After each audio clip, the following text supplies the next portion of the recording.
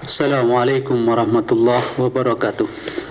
Innal hamdalillah, salatu wassalamu ala Rasulillah wa ala alihi wa sahbihi wa mawala.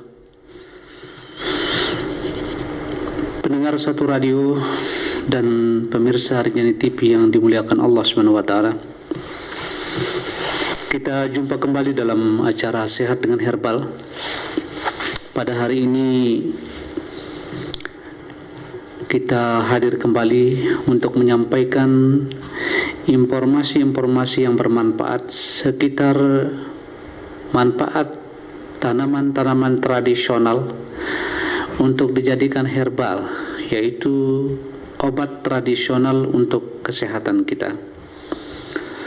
Kita panjatkan puji syukur kehadirat Allah Subhanahu wa taala atas segala limpahan rahmat-Nya kepada kita sekalian, serta tidak lupa kita membacakan selawat serta salam kepada junjungan kita Nabi besar Muhammad sallallahu alaihi wasallam. Dan pada kesempatan hari ini kita senantiasa berharap dan berdoa kepada Allah, kiranya kita diberikan kekuatan, diberikan kesehatan, dan yang lebih besar lagi kita diberikan taufik serta hidayahnya. Mudah-mudahan kita senantiasa menjadi manusia yang patuh dan tunduk kepada Allah Subhanahu wa ta'ala, serta mencontoh apa yang sudah diberikan dan digariskan oleh Nabi kita sallallahu alaihi wasallam. Kesempatan hari ini kita akan membawakan satu tema, yaitu manfaat temu mangga, kurkuma mangga untuk penyakit keputihan, terutama bagi perempuan. Penyakit keputihan ini seringkali dialami oleh berbagai kalangan, mulai dari usia remaja sampai orang tua, oleh ibu-ibu, oleh kaum hawa. Kemudian mereka sering mengeluhkan bahwa buntut dari keputihan ini sering mengganggu menstruasi. Kemudian dari berbagai keluhan dan cerita mereka,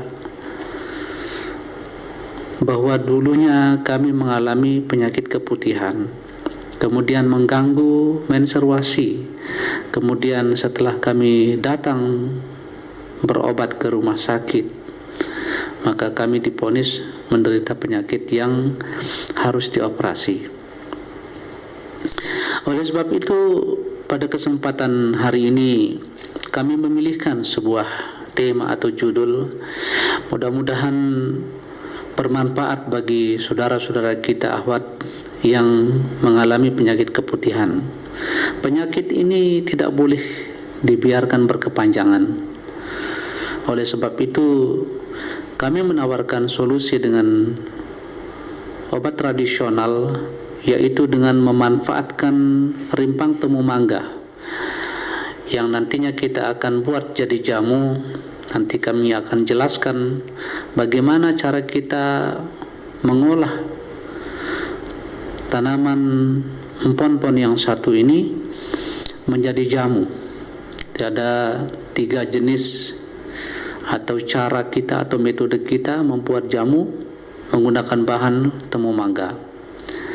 Namun sebelum itu perlu kami jelaskan di sini, kita sepakati dulu yang dimaksud dengan temu mangga itu seperti apa. Karena kami lihat di berbagai literatur, kami lihat juga tonton di YouTube, di mass media, kadang-kadang temu mangga ini dirancukan dengan temu putih. Jadi rancu dia mana temu mangga dengan temu putih, padahal barangnya beda. Nanti pada sesi-sesi yang akan datang akan kita coba bahas mengenai temu putih serta contoh-contohnya itu. Nah, di akhir nanti sesi ini mungkin bisa dirangkaikan nanti oleh oleh TV Rinjani, bahwa sudah kita jelaskan apa yang dimaksud dengan temu mangga dengan contohnya serta cara pembuat jamunya. Temu mangga ini adalah salah satu jenis tanaman empon-empon. Jadi banyak tanaman empon-empon seperti jai, kencur, atau sekur. Kemudian ada temu putih, temu lawak, kunyit, temu mangga. Kemudian ada tanaman lempuyang pahit, lempuyang wangi. Kemudian ada temu ireng, ada bangle, dan lain sebagainya. Itu masuk dalam kategori empon-empon. Kemudian sering kita sebut ini empon-empon. Kenapa dia disebut empon-empon? Apakah empon-empon ini nama tanaman atau nama kelompok tanaman?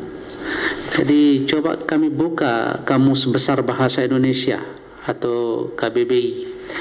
Dikatakan bahwa empon-empon adalah tanaman rimpang-rimpangan yang biasa digunakan sebagai obat tradisional. Jadi kalau kita lihat di sini, empon-empon adalah tanaman rimpang-rimpangan yang biasa digunakan sebagai obat tradisional. Jadi umum ya, belum rinci dijelaskan. Kemudian kita lihat lagi bahwa kata empon-empon berasal dari bahasa Jawa, yaitu asal katanya empu. Empu ini secara sejarah, secara historis, dulu empu ini memiliki arti adalah orang yang berilmu tinggi. Ada empu gandring dan lain sebagainya. Itu nama orang. Jadi mereka pada zamannya itu dikenal sebagai orang yang memiliki ilmu, orang yang memiliki kesaktian. Di zaman kerajaan-kerajaan dahulu sebelum kita merdeka itu mereka diyakini dan dihargai punya kesaktian tinggi, sehingga dikatakan sebagai empu. Kemudian di dalam ilmu pengobatan tradisional ramuan herbal, kata empu ini artinya induk. Jadi kalau kita lihat dari rimpang atau pohon tanaman temu mangga ini, dia daunnya kan punya pelepah-pelepah seperti pisang modelnya. Kemudian kelopak-kelopaknya itu membentuk batang. Di pangkal pertemuan kelopaknya dengan batang bawahnya itu terdapat empu, yang kalau dalam ilmu botaninya itu disebut dengan akar tinggal. Jadi ada akar tunggang, kemudian ada akar tinggal, ya ini disebut dengan akar tinggalnya. Kemudian empu ini akan mengeluarkan akar. Jadi kalau kita tanam temu mangga ini dalam bentuk rimpangnya, jadi ujung rimpangnya ini kalau diletakkan di tanah kemudian ditimbun, kemudian pas nanti datang musim hujan, ini akan mengeluarkan akar, kemudian dia mengeluarkan tunas. Nah, nanti rimpang ini akan menjadi empu, ya, empu. Jadi dari empu itu keluar akar-akar yang banyak. Kemudian keluar tunas calon rimpang, calon anakan-anakan baru. Sehingga kalau ditanya kita di guru-guru biologi, jadi tanaman empon-empon itu berkembang biak dengan apanya? Dengan rimpangnya.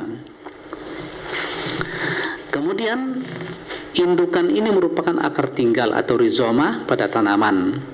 Dari empu ini, dari indukan ini tumbuh akar-akar serabut yang banyak. Kemudian setelah tanaman berumur 1 bulan mulai tumbuh rimpang dari indukan. Empon-empon ini bukan merupakan nama tanaman secara individu, tetapi pengelompokan tanaman tertentu yang digolongkan dalam istilah kelompok empon-empon. Jadi penggolongan nama empon-empon ini bukan merupakan klasifikasi ilmiah tertentu, melainkan lebih merujuk pada penggolongan tanaman tertentu. Seperti yang kita sebutkan tadi, ini dilakukan sejak lama oleh masyarakat saudara-saudara kita yang berada di Jawa. Sehingga di Jawa itu terkenal adanya jamu. Jamu berasal dari Jawa. Kita di Lombok dulu tidak mengenal istilah jamu, tetapi sesungguhnya jamu ini sudah ada di Lombok, tetapi bukan namanya jamu, tetapi namanya mungkin penawar. Kemudian ada apa istilahnya, obat-obat dari dukun, dan namanya macam-macam di setiap kampung. ada yang dibuat seperti tape, ada yang dilempeng-lempengkan, ada yang dibulat-bulatkan campur dengan beras.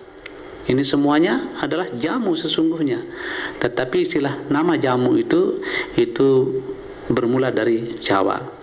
Demikian kami kutip dari Kompas.com yang dikeluarkan pada bulan Maret yang lalu. Kemudian kita lihat dari tanaman mangga, dari tanaman temu mangga ini memiliki suatu nomenklatur. Jadi tanaman ini termasuk salah satu jenis empon-empon, merupakan tanaman asli Asia Tenggara. Jadi kita tidak ragu lagi bahwa tanaman ini tersebar memang dari Pulau Jawa dan seluruh Indonesia. Ada yang apa istilahnya, kadang-kadang merancukan antara ada tanaman empon-empon kemudian rempah-rempah. Tetapi antara empon-empon dan rempah-rempah ini jelas beda. Kalau rempah-rempah itu memang dulu banyak di daerah timur misalnya, sehingga orang-orang Portugal itu mencari rempah-rempah di Pulau Timur. Nah, tapi khusus untuk empon-empon ini memang ini berpusat dia di Jawa.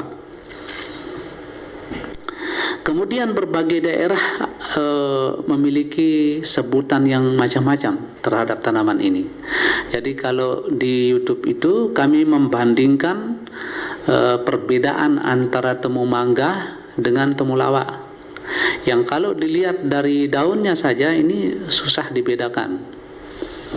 Kalau temu putih dengan temu mangga ada, kami lihat di daunnya temu putih mempunyai garis hitam sedikit.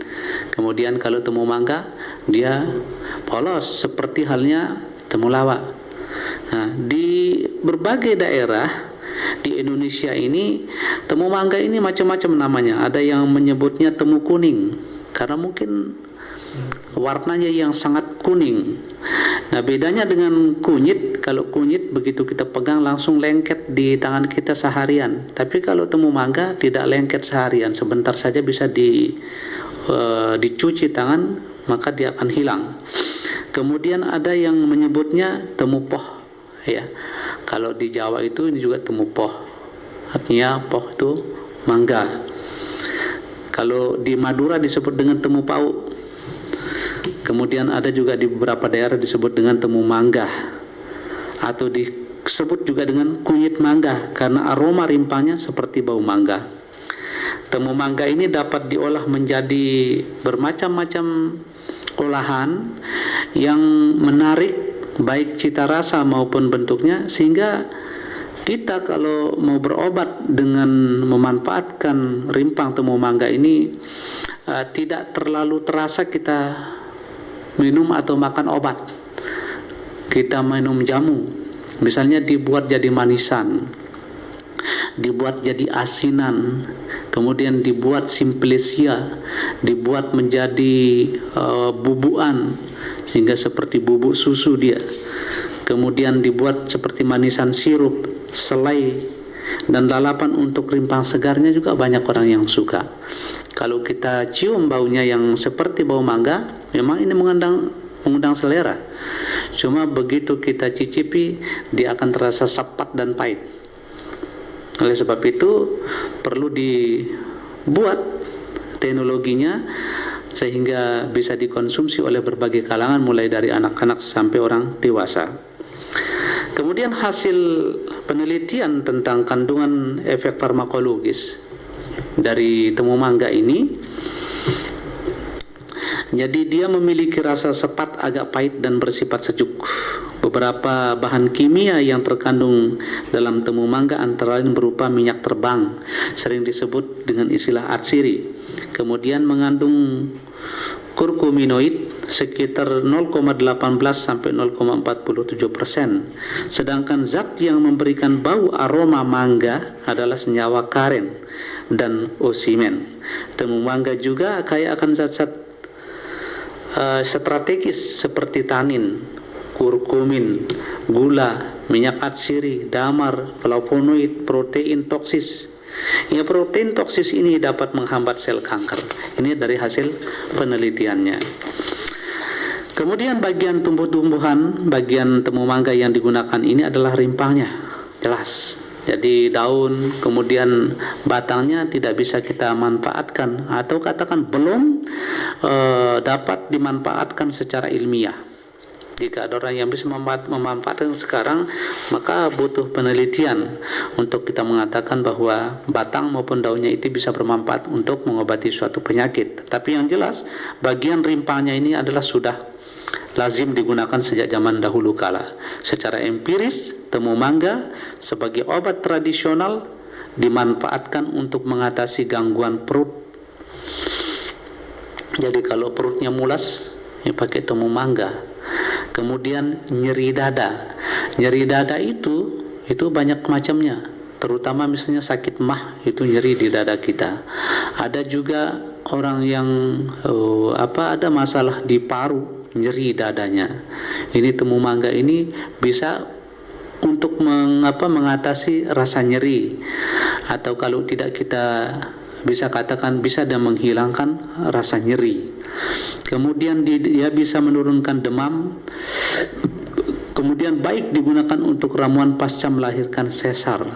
Nah, jadi di Tiongkok sana, apabila ada orang yang sudah sesar, hanya operasi dia, ada 2 ramuan biasa digunakan, yaitu dengan ramuan temu mangga, kemudian sama binahong.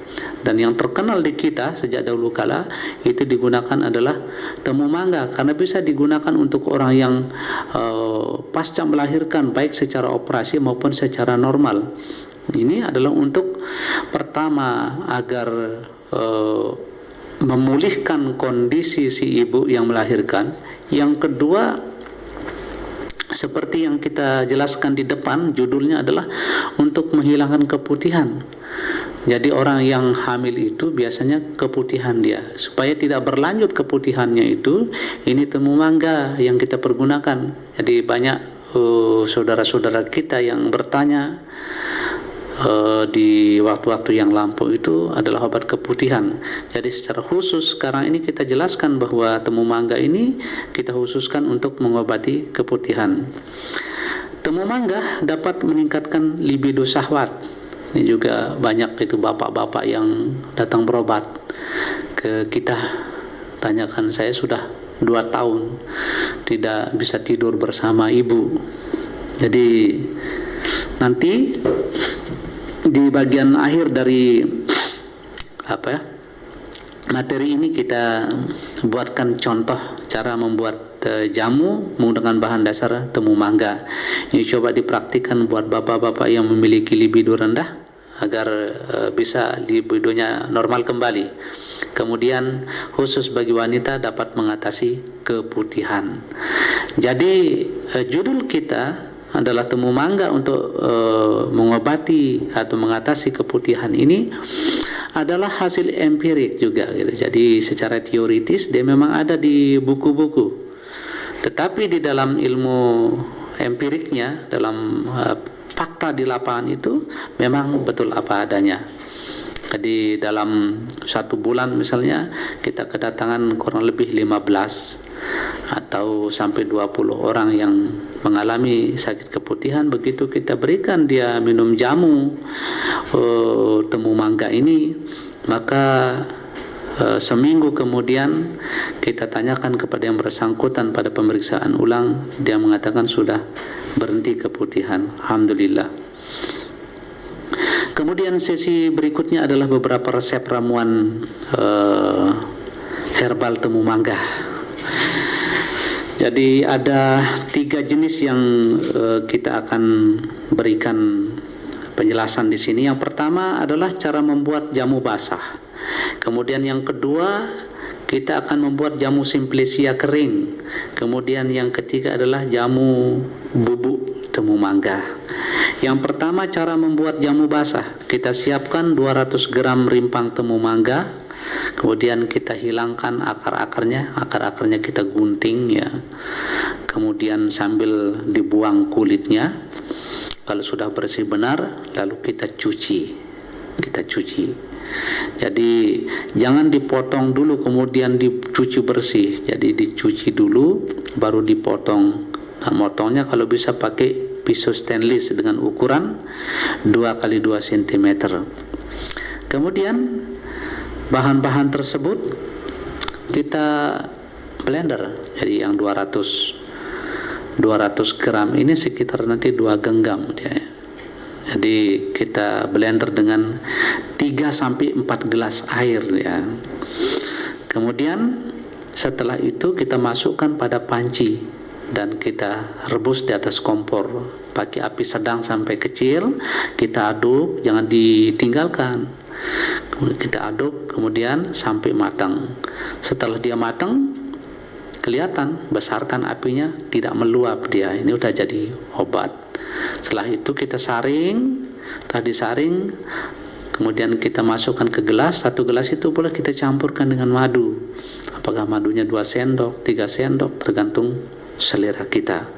Kemudian setelah silu-silu kuku, coba kita minum. Nah, efek yang lain dari jamu ini, tadi kalau kita bicara hanya perempuan, bagi kita laki-laki kalau minum itu akan keluar keringat kita. Jadi orang yang sakit demam ini bagus sekali kita berikan. Kemudian jamu Simplesia kering. Apa itu Simplesia? Simplesia itu adalah hasil tanaman yang bisa diawetkan. Kalau misalnya sudah di blender, tidak bisa diinapkan, nanti akan basi dia kalau besoknya. Nah, solusinya adalah kita membuat Simplesia. Simplesia itu adalah misalnya rimpang temu mangga, itu kita akan keringkan dia. Kemudian bisa kita pakai kapan-kapan, kalau sudah kering kan tidak menjadi basi. Lalu caranya bagaimana?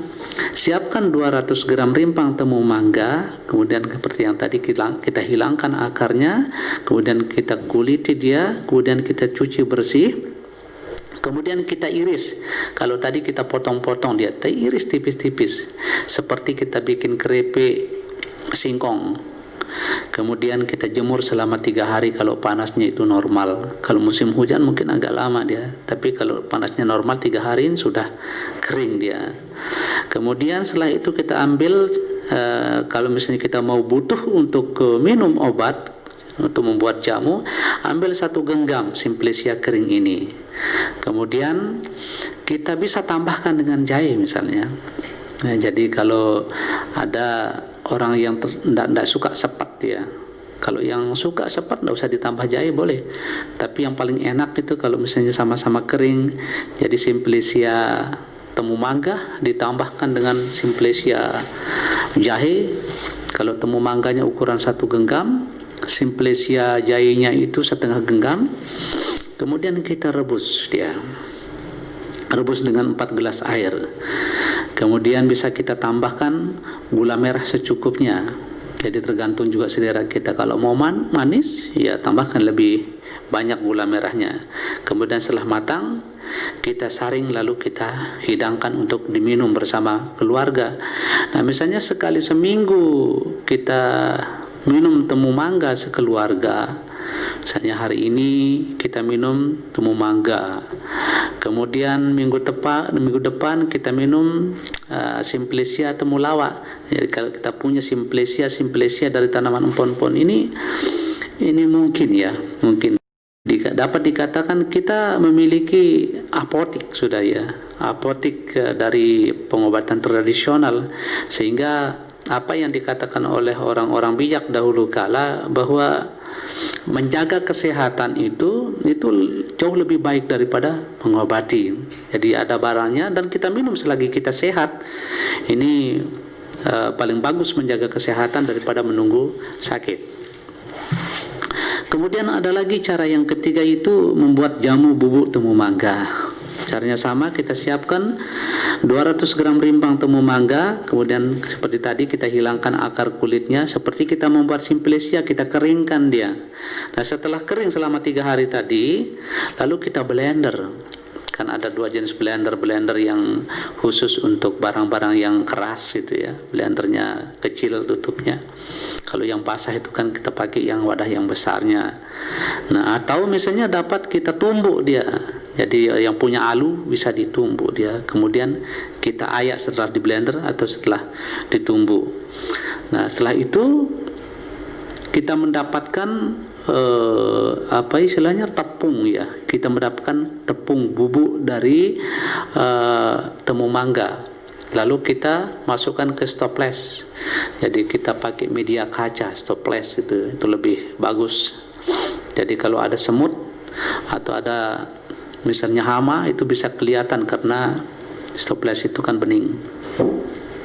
Kemudian kapan kita mau pakai, ini lebih praktis lagi. Jadi tidak perlu merebus lagi. Jadi tinggal kita ajak keluarga atau ada tamu kita, mau minumannya apa gitu, kita tawarkan. Ini ada temu mangga, ada temu lawa, ada kunyit dan sebagainya. Jadi kalau kita kedatangan tamu, kan biasa kita tanya tamu kita, sehat? Alhamdulillah, tetapi ada keluhan, sakit apa? Sakit perut. Kita sajikan dia temu mangga atau kunyit, kita tawarkan dia. Tinggal kita ambil 1 sendok, masukkan di gelas, kemudian kita tambahkan madu atau gula, mana yang disukai oleh tamu kita, kita seduh. Nah, setelah itu kita sodorkan untuk jadi minuman. Dapat kita silaturahmi, juga sehat dengan herbal. Sallallahu ala nabiyina Muhammad walhamdulillahi rabbil alamin. Nah, sebenarnya apa ya? Banyak banget. Kaum muslimin dan muslimat rahimani wa rahimakumullah, para pendengar setia